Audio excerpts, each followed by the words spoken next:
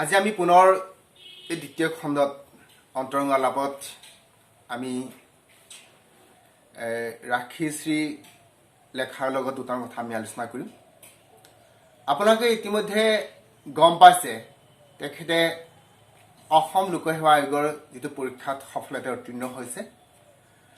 গতিকে তেখেতৰ পৰা আমি বহু কথা বহু বিষয় আমি জানিবলগীয়া আছে। বিশেষকৈ যিসকল নতুন প্ৰজন্ম বা উদীয়মান যুৱক যুৱতীসকলে আপোনালোকৰ নিচিনা এজন ব্যক্তিৰ পৰা বহু কথা আমি জানিবলগীয়া বা শিকিবলগীয়া থাকে।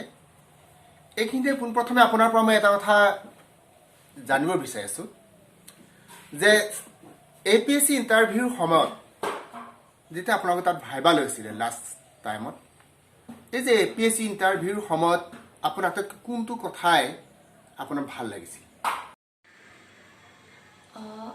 ভাল লগাটো বহুত আচলতে ভাল লগা ভয় লগা সব মিক্সড হৈ গৈছিলে সেইটো সময়ত। মোৰতো চেয়াৰমেন বৰ্ড আছিলে, আমাৰ APSC চেয়াৰমেন শ্ৰীযুত পল্লৱ ভট্টাচাৰ্য ছাৰ আছিলে, আৰু এজন ছাৰ আছিলে আৰু এগৰাকী বাইদেউ আছিলে।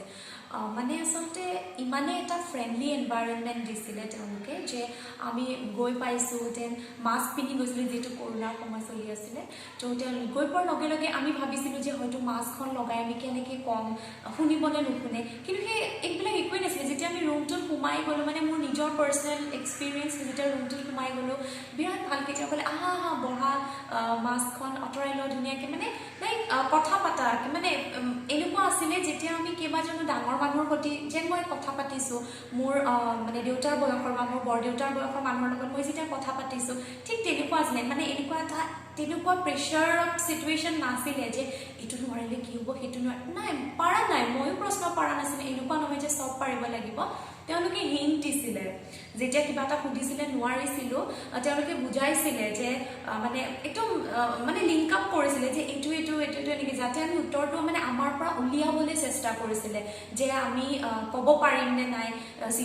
বহুত চিটুৱেশ্যন বেছড কুৱেশ্যন আছিলে যে এইটো হ'লে কি কৰিবা, সেইটো হ'লে কি কৰিবা। চ' মানে বিৰাটেই ভাল। মানে যদি মোক সোধা হয় যে মোৰ তিনিওটা ষ্টেপ, প্ৰিলিমছ, মেইনছ, ভাইভা, তিনিওটাৰ ভিতৰত কোনটো আটাইতকৈ বেছি, মইতো ক'ব বিচাৰিম মানে interview was the best phrase.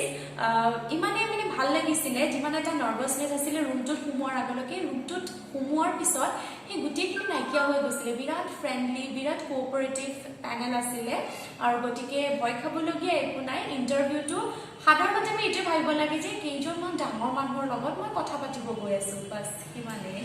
অৱশ্যে আমি আপোনাৰ কথাৰ পৰা এটা কথা অনুমান কৰিব পাৰিছোঁ, আচলতে যিসকলে APSC ইণ্টাৰভিউ লয় বা ভাইবা লয় তেখেতসকল যথেষ্ট অভিজ্ঞ পৰিচিত ব্যক্তি। তেখেতসকলৰ অপৰিসীম যিটো অভিজ্ঞতা বা জ্ঞান, সেইখিনি আমাৰ লগত তুলনা নহয়। গতিকে তেখেতসকলৰ কথা আপোনাক নিশ্চয় অনুপ্ৰাণিত কৰিছে বা বহুজনক কৰিব বা কৰিছে বুলি আমি অনুমান কৰিব পৰা যায়। গোটেই কথাখিনি আপোনাৰ আমি উত্তৰৰ পৰাই গম পোৱা গৈছে। এতিয়া আমি আপোনাক এটা কথা সুধিব বিচাৰোঁ, যিহেতু আপুনি উদীয়মান এগৰাকী যুৱতী হয়, গতিকে আপুনি ইমান কম সময়ৰ ভিতৰত এগৰাকী প্ৰশাসনিক বিষয়া হিচাপে কাম কৰিব। গতিকে এই যে আপোনাৰ দৃষ্টিত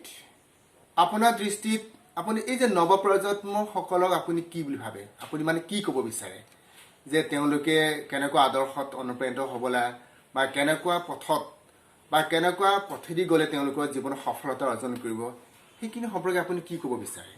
নিজৰ গ'লটো একচুৱেলি আমি ফ'কাছ কৰিব লাগিব, আৰু সদায় এটা কথা মনত ৰাখিবা, determination and hard work, both of them goes hand in hand. একেলগে যায় দুইটা বস্তু। ডিটাৰমিনেশ্যনটো লাগিবই first of all, and secondly hard ৱৰ্কৰ মানে তোমালোকে এটা ছাবষ্টিটিউট হিচাপে নিজকে স্মাৰ্ট ৱৰ্কৰ কাৰণে প্ৰিপেয়াৰ কৰা। যদি তোমালোকে হাৰ্ড ৱৰ্ক কৰা definitely you will be success, but when you do your smart work then definitely your presentation, your preparation will be different from the others. So bhalke porha, nijor goal to jetia nije gom paba je muk etuwe lage, tetia hole definitely success tumar hoboe.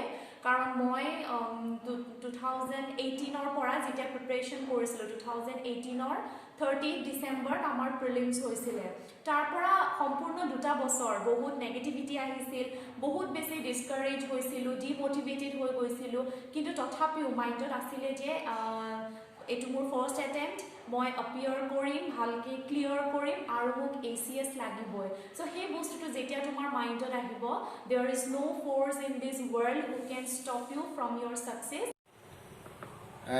আপুনি বিভিন্ন অনুষ্ঠানৰ লগত জড়িত আছিলে আৰু তাৰ মাজতে আপুনি নিজৰ কেৰিয়াৰটো আপুনি ভাল কৰিবৰ কাৰণে আপুনি বিভিন্ন গুৱাহাটীত থকা বিভিন্ন অনুষ্ঠানত বা তেনেকুৱা একাডেমীত আপুনি কোচিং কৰিছিলে গতিকে এই কোচিং চেণ্টাৰৰ পৰা আপুনি পোৱা যিটো জীৱনৰ যিটো অভিজ্ঞতা এই কোচিং চেণ্টাৰ আপোনাক কি দিলে এই কোচিং চেণ্টাৰ আপুনি আপোনাৰ অনুভৱ কেনেকুৱা আছিল বিশেষকৈ এইটো ক্ষেত্ৰত নাম ল'ব লাগিব Bhadra ice academy the entire fraternity of Bhadra Ice Academy is stood by me in each and every moment of my preparation.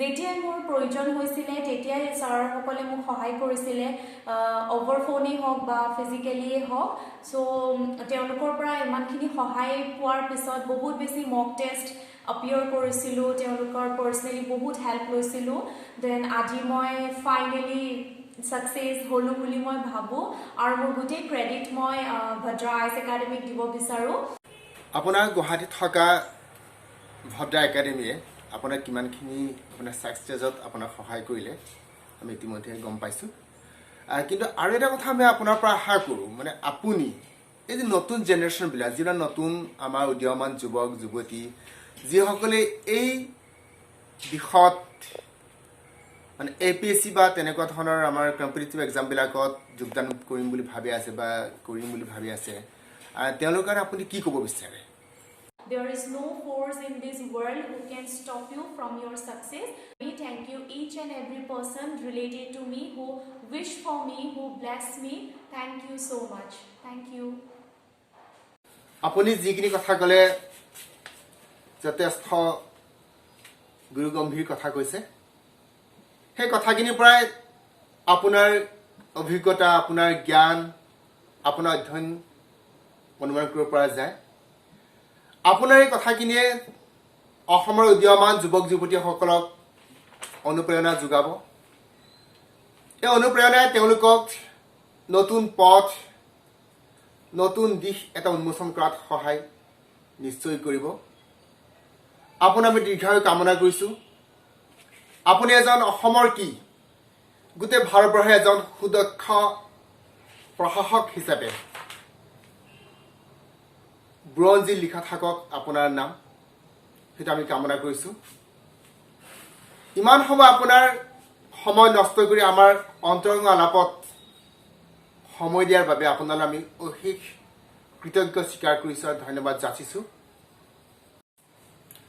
আজিৰ এই অন্তৰংগ অনুষ্ঠানৰ দ্বিতীয় খণ্ডটো যিসকলে চাই আছে সেইসকল দৰ্শকলৈ মোৰ ফালৰ পৰা অশেষ ধন্যবাদ জ্ঞাপন কৰিছোঁ আপোনালোকে যদি এই ভিডিঅ'টো ভাল লাগিছে তেনেহ'লে লাইক কৰিব আৰু মোৰ চেনেল যদি ছাবস্ক্ৰাইব কৰে তেনেহ'লে ছাবস্ক্ৰাইব কৰি দিব আৰু আপোনালোকৰ বন্ধু বান্ধৱীলৈ এই ভিডিঅ'টো আপোনালোকে শ্বেয়াৰ কৰিব আৰু কমেণ্ট বক্সত আপোনালোকে কমেণ্ট লিখিব শেষত আজিৰ অন্তৰংগ আলাপৰ দ্বিতীয় খণ্ডটো মই ইমানতে সামৰণি মাৰিছোঁ ধন্যবাদ